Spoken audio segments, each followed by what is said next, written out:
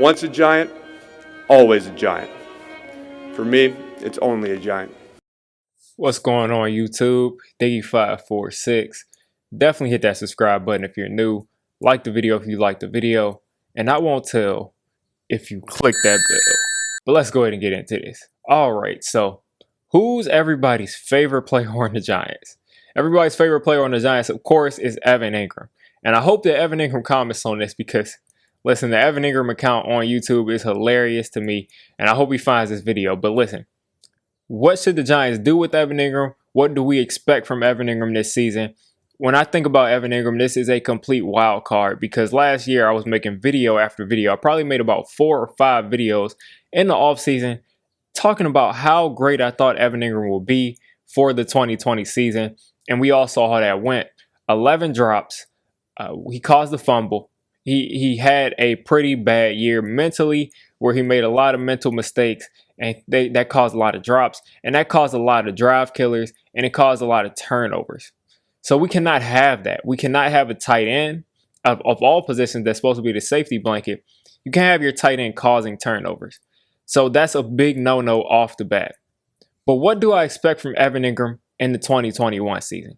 Now, I should have learned my lesson last year for projecting that he would be some Pro Bowl tight end, which, oh man, Diggy, you're wrong. He was a Pro Bowl tight end. So projecting that he would be some, great addition to our offense and an explosive player that could possibly get 1,000 yards for us, I was wrong on that part. But Evan Engram last year was essentially our number 1 receiver. He got the most targets. He was used on those stick routes every game. He couldn't run those routes the right way. Sometimes he just would run them the right way, and he would see the ball coming towards him and panic and drop the football. So obviously, Evan Engram has got a lot of work to do mentally.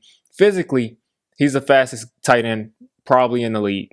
Maybe Darren Waller is up there, but Evan Engram is up there. He's a 4.4 flat guy, probably a 4.3 guy in the open field. And that's really hard to find. Those guys don't grow on trees. He's got decent height at 6'3", so he can go up there, but he rarely does show his height off and go up there and get those balls. But he should be used on slant routes, on drag routes, on seam routes, on tight end screens, on the move tight end roles. He should be used in a move tight end role. So what did the Giants go out and do? We went out and we signed Kyle Rudolph to run those stick routes, to run those traditional tight end routes. We signed Rudolph to do that. Now we have Evan Engram, and we're going to probably move around a lot. He'll be probably across on the other side of the line from Kyle Rudolph. He'll probably play a little bit in the slot. He'll probably play a little bit outside like he did last year. He'll play all over the field, and I'm excited to watch this. I'm excited to see how he'll be used because if we use him in those move tight end kind of roles, which running drags like Darren Waller, running seams, running any kind of route that utilizes his speed and athleticism instead of utilizing, a big body because he's not really a big body kind of player. But if he can do that, I think that Evan Engram can have a bounce back year. And I'm sure Giants fans, they're not trying to hear it. And I don't blame you. I really don't blame you because what he did to this team last year and then combine that with the fact that he had a lot of drops his rookie season. After that, he just couldn't stay healthy. Game after game, we expected him to have these great games, and he just couldn't stay healthy. But Evan Engram is also the only tight end since Jeremy Shockey that has had 100-yard games for the Giants. I think he's had 2 100-yard games in his career, which isn't much. But just think about all of the tight ends that we've had since Jeremy Shockey. In December of 2007, pretty sure it was December of 2007, that was the last time we had a 100-yard game from a tight end until Evan Engram last year against the Cowboys. So that was amazing to me to see how much of a drought it was, specifically because we have not really had a playmaker at tight end since Jeremy Shockey. And Evan Engram has been that at times. So it makes you want to give him a chance. And we brought in the Rudolph signing, so that's going to hopefully free him up to run more of these creative routes. He's going to be doing a little bit less blocking, which he's gotten a little bit better at. He's also seeing a sports psychologist, which I agree with that. All of his drops, they seem to be mental. He was looking at Daniel Jones. He had his hands up, and he just made mental drops. that one drop over his shoulder in the Eagles game, that was kind of an uncharacteristic drop. And hear me out. It was an uncharacteristic drop as far as him going down the field and dropping the football. It's usually him dropping the football in the short areas. So for him to be going down the field and drop it, that was really uncharacteristic. But Evan Engram, he has all the chances. He's going to have this is his 5th year. This is his 5th year now. He got drafted in 2017. So 2017, 2018, 2019, 2020, 2021. This is his 5th year. He's on the 5th year option. And he's going to be the move tight end.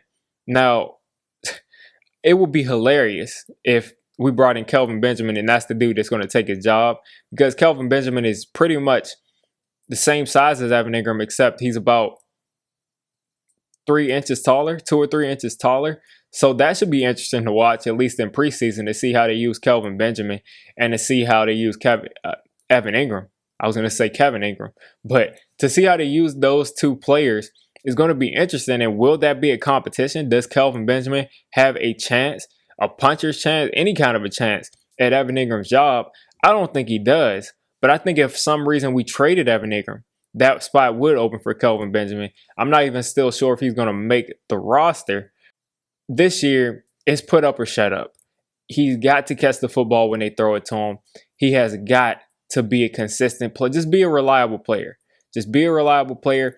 If the reason that he's dropping these footballs is because he's trying to make big plays right after, relax. You're not the number one option anymore. You got Kenny Golladay. You got Sterling Shepard, who's going to get his targets. You got Kadarius Toney, who's the big first-round pick. He's going to get some attention. You got Saquon Barkley back. You got Daniel Jones, who's going to run the football.